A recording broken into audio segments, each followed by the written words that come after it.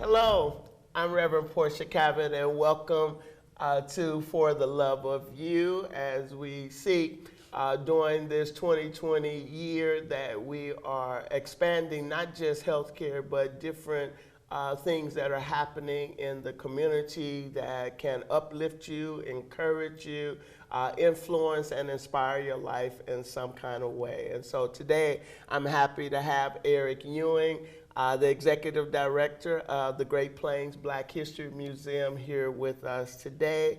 And so, Eric, tell us a little bit about the Great Plains Black History Museum. Well, first of all, I want to thank you for inviting me to be here.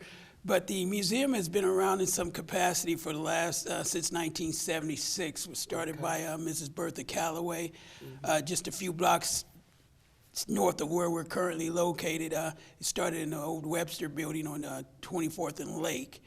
And we're now basically 2 blocks south at 2221 North 24th Street, the old Jewel building.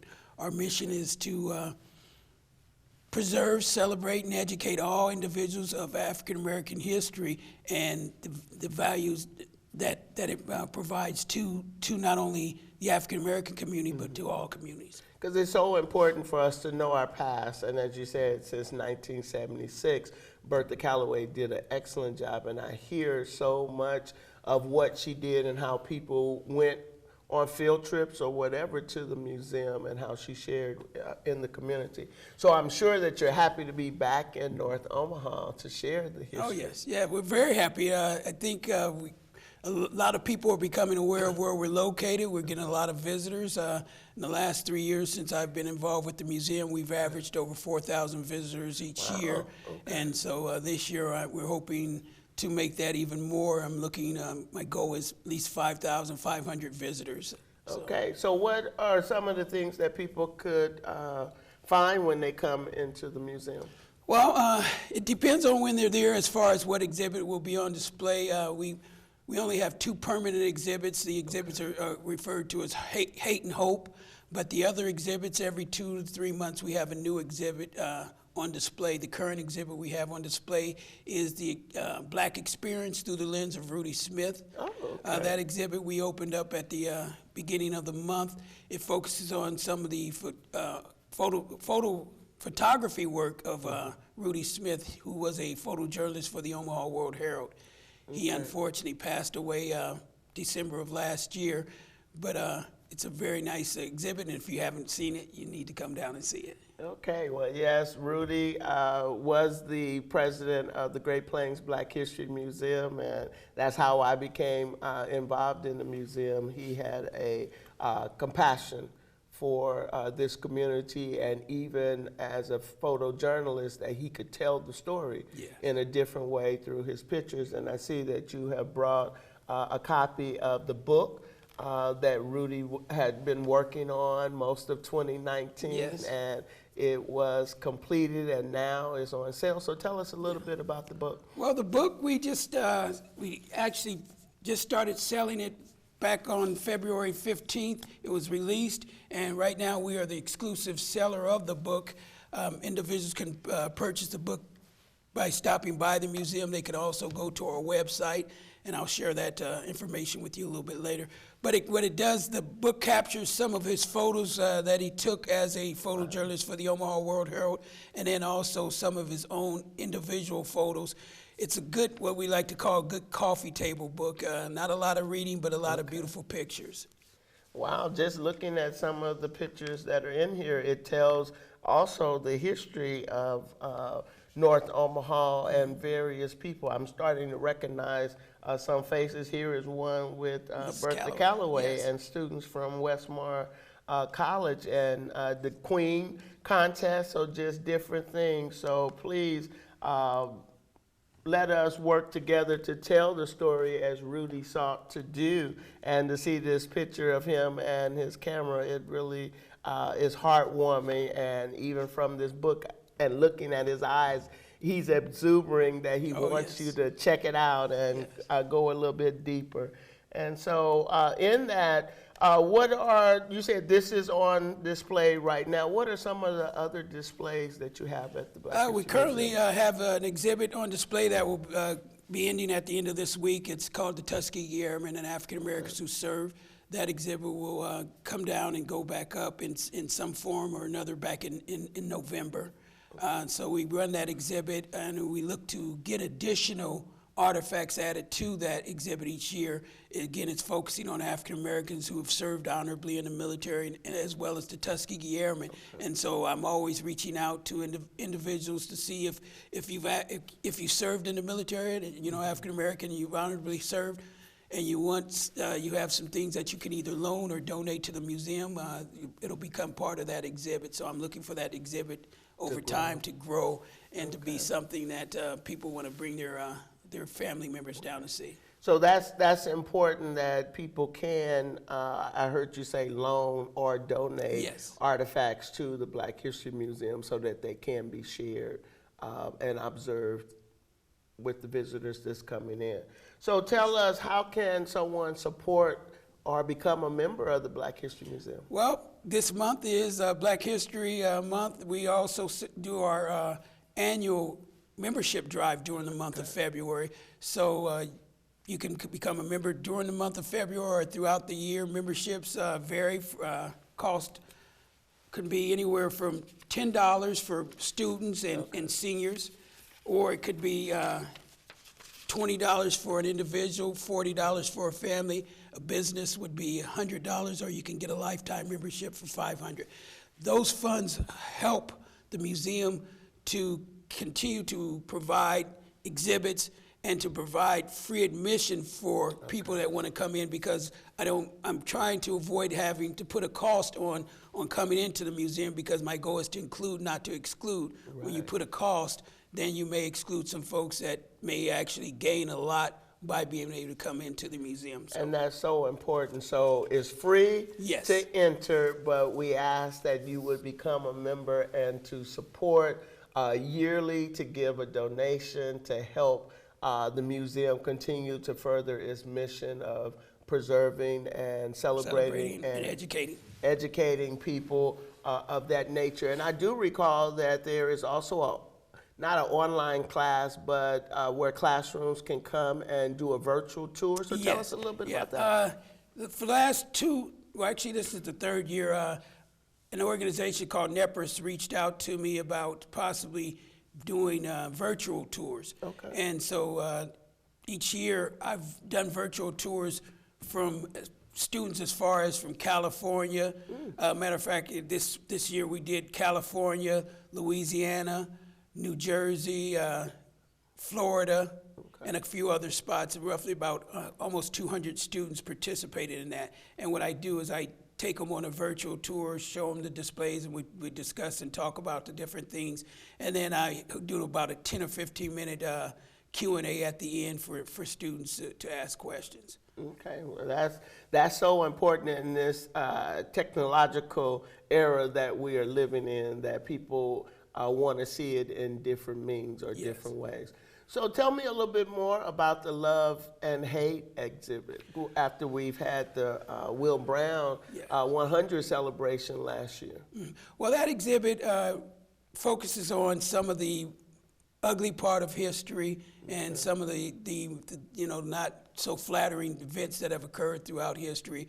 And then the hope focuses on more of the positive things, and not only the positive things, but their connection with Omaha. Okay. Everything on that particular exhibit is focused around individuals that, at one time called Omaha home and made a positive impact, in the community and in America in general. Okay, so, and we have to realize that there is still a race issue in America, and we have to face our past as well as our present. But then I like the fact that you're focusing on the hope, hope for today as well as hope for tomorrow. And so hopefully as people come in and see that we can deal with the racism that was there. I do recall that there is the Will Brown exhibit that was there, as well as a Ku Klux Klan whether it was a costume or whether it was what they wore. Attire, yeah. I The understand. attire.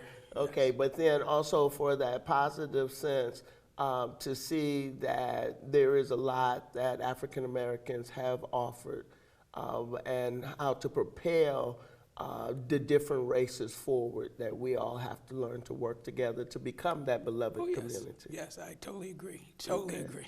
So is there anything else that you would like to share about the museum Well, for our viewers? you know, with some of the exhibits coming up this year that we have, again, is we starting next week, we'll have the African American Women exhibit because with okay, March for being Women's Women's Month. History Month, that exhibit will run until the end of, I believe, until the end of May. We also have Here Come the Judges, focusing on African American judges in the state of Nebraska. Really? I just want to be able to capture that information so our youth can be aware of, you know, some of their So accomplishments there's and been a things like lot that. of judges in Omaha or Douglas County? Not a State? lot, but they have been some. And I Okay. do want, our youth to be aware of them and let them know that that could be potentially something which they can, strive for and look to become in the future as well. So I think it's just another way to let people know about the more positive things than negative things.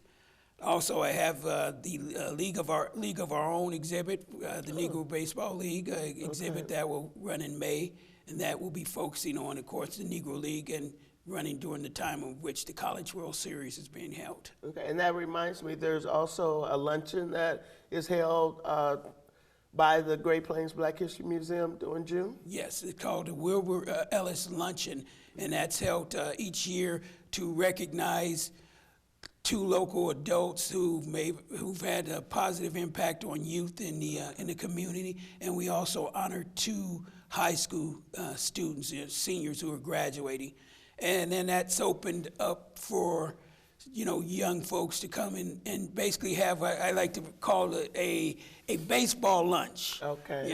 Hot dogs, chips, and drinks and cookies. And then just to learn about some of the accomplishments of the individuals in which we're honoring on that day. Well, that sounds exciting, and I'm sure that it has been a great event. I attended last year, and I thought that it was very informative, and to see those coaches or athletes that you recognized this past year were good to know.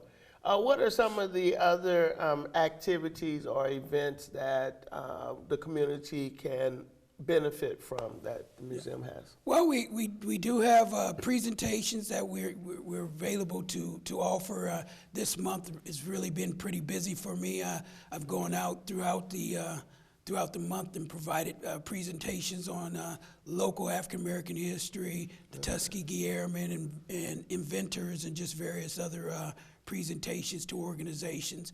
And then we also have available for organizations that would like to utilize. We have traveling exhibits that we offer and that they can will set up for them in their workspace, so that way it can help educate their employees. Okay. And it's so important that we take advantage of the Great Plains Black History Museum. That traveling exhibit is something that is beneficial, so all of the agencies or organizations or businesses here in Nebraska or Omaha, you just don't have to do it during Black History Month, because Black History Month is every month. African Americans have made impasse or have made impactful lives here in the city of Omaha, and to share and to bridge that racial divide.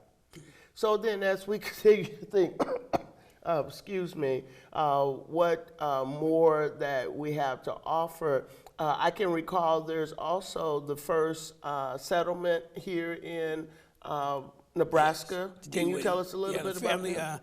It was DeWitt II. It was up in Cherry County, and it was part of the Kincaid Act, where a lot of African Americans who had migrated up to Canada and gone up to Canada as far as escaped to Canada, Right, as I would say, slavery.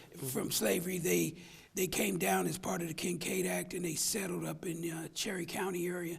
And unfortunately, they set up, and part of that, the Kincaid Act, you had to farm the land, build a home, and things like that. But that part of the state is not necessarily conducive for farming. It's good for cattle, but not necessarily for farming. And so after, I'm not exactly sure how long the settlement lasts, but they was there for a bit of time. The land wasn't producing, and so a lot of the family members actually left and went to various other places in the state of Nebraska, or left the state altogether. Okay, I know that some of the descendants of DeWitt also kind of tell the story of their family, and it's amazing that even back then, to ask people to farm land that we know is out, that is not conducive for growing, still set people back a little bit, but that does not take away from those residents that lived in DeWitt County that were actually sharing. And so as we seek to know a little bit more, it's good to know that there are influential African Americans here in the city of Omaha, and to share not only with young people, but to educate all of Omaha about the contributions of African Americans. So tell us, how does the Great Plains Black History Museum seek to move forward in 2020? Well, we buy visitors through the door. You know, the only way we can really show our true value to the community at large is through people visiting us.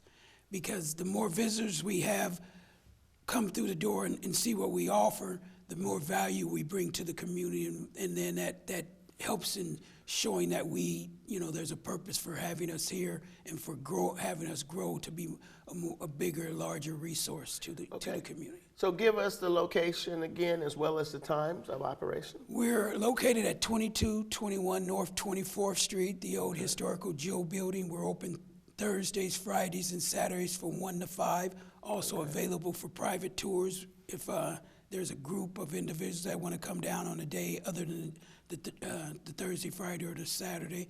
They can contact us at area code 402, numbers 932-7077, and then they can schedule a private tour for that.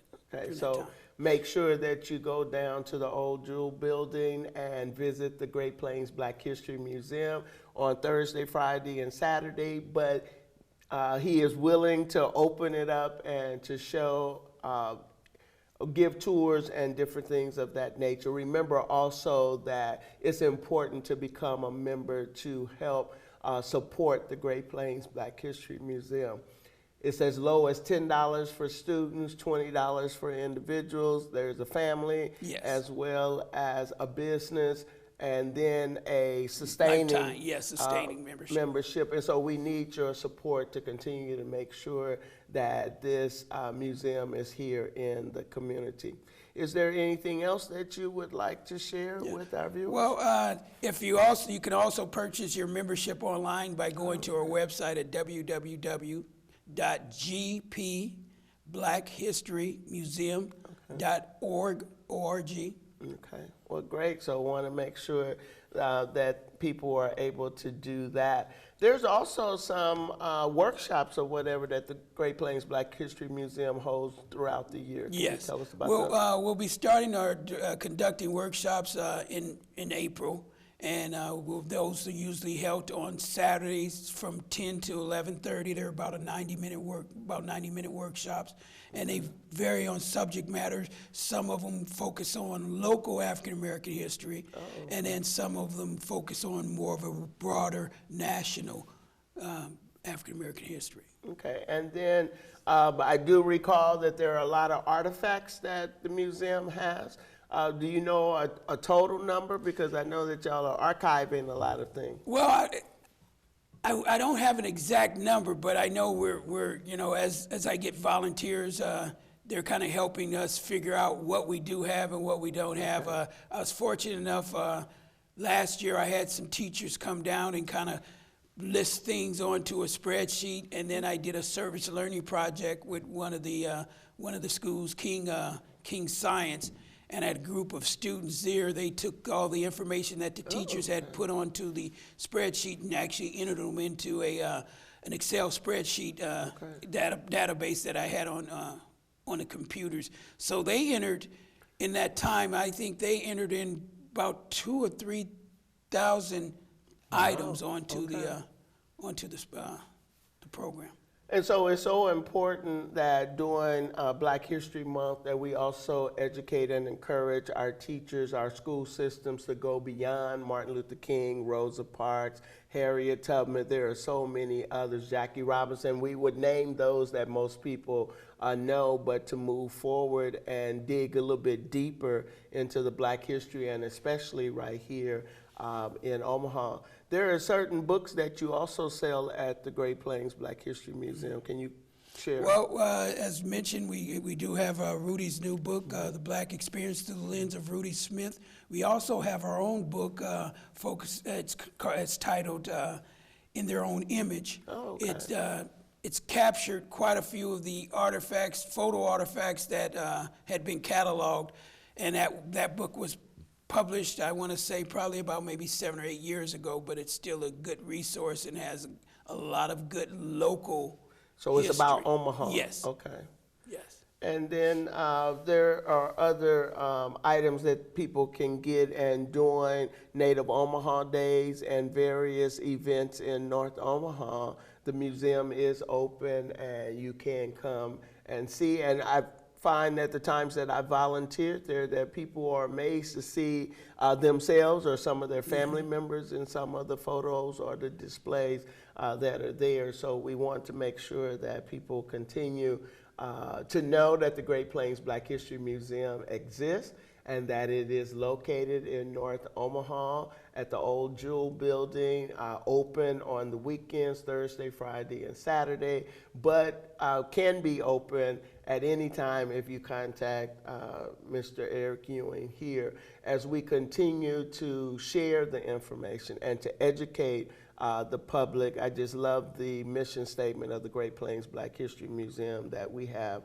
so much that needs to be offered to people, and not only to encourage our young people, but also to educate the overall population of Omaha and the state of Nebraska.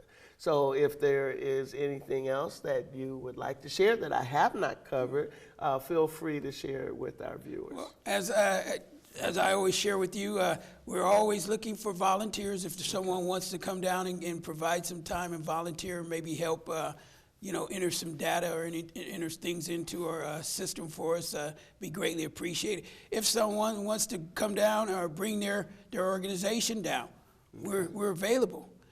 We want to be a resource. We want people to utilize us, because whenever I do have visitors come in, I've never had a visitor leave without saying that they didn't learn something new.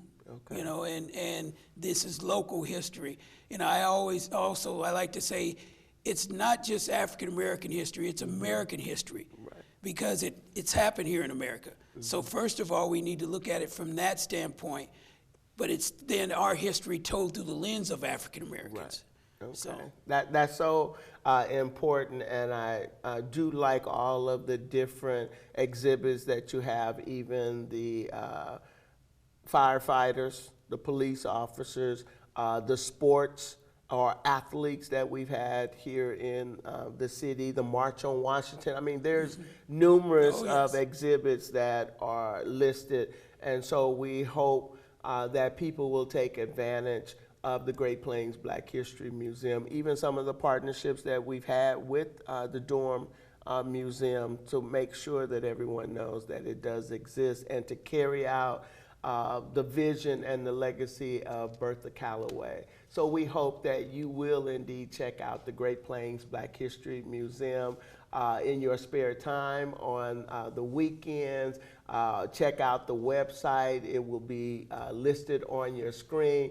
Do what you can to make this entity continue to grow and to be available here in the city of Omaha.